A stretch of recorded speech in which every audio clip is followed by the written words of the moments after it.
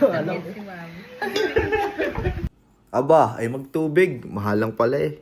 Mixed seafood ang nasa menu ngayon ng uncle ko na malupit. Una niyang ginawa, naglaga ng mais para habang niluluto niya naluluto na din yung mais.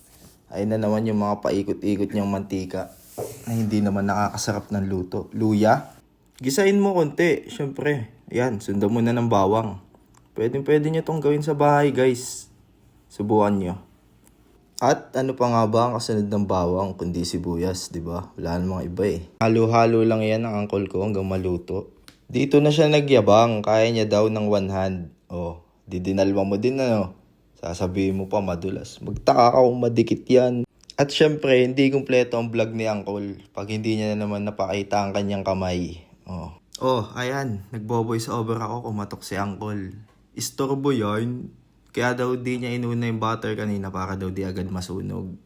At binuhos na nga niya ang sweet chili, pampalasa sa ating mixed seafoods ngayong gabi. Tapos sinalo-halo niya lang yan hanggang maumay siya.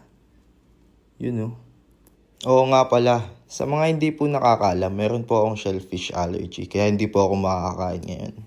Pero pinagtabi naman po ako ni Ate Rose ng ulam. Tamang galunggong po muna ako ngayon. Yan, nilagyan na ng asukal ng uncle ko. At kasunod na nga ang mga bida. Ayan, pusit, hipon,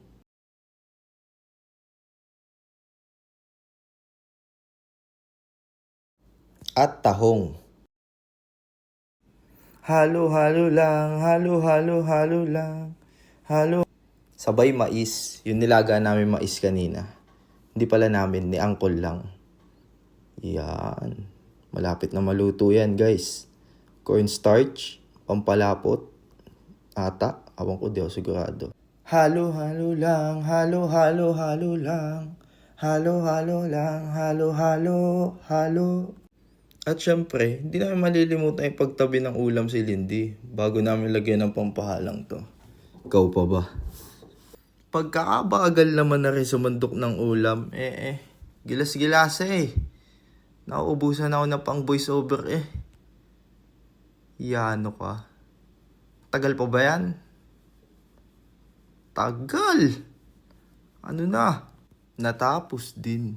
Yan, dinagdagan na ang pampahalang. At hindi pa siya nakontento dyan, nilagyan pa niya ng chili powder. Kayo na magsabi kung napadami o hindi. Hindi ko alam kasi hindi ko titikman yan. Halo lang ulit. Malapit na maluto yan, promise. Sabi ko sa inyo luto na Kasi tawagin mo sila, kakain na.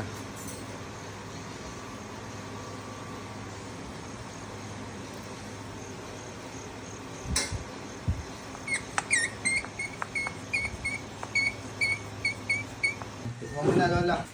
Ayaw butog daw siya. Mag-e-ML lang daw siya. Hindi ko ako. Sarap. Sarap, Lola. Anghang. Kanin lang yung kinain mo. Sarap. Ano masasabi mo, Habiran?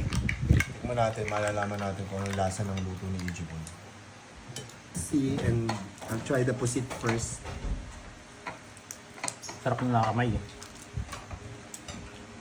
Spicy. Wow, ang anghang, favorite ni Lindy. It's really sweet and spicy. So yung parang mas lang yung ibabaw ang spicy. Sobra. With buttery and garlic.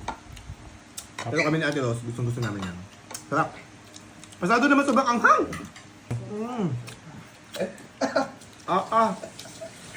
Masarap. Gawa ni Angkol. Ano lasa? Okay lang. Masarap. Tikman mo na ako, baby.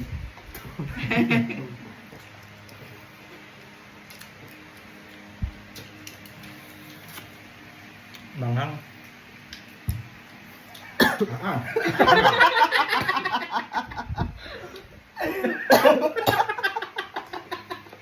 Alam. Si ma'am.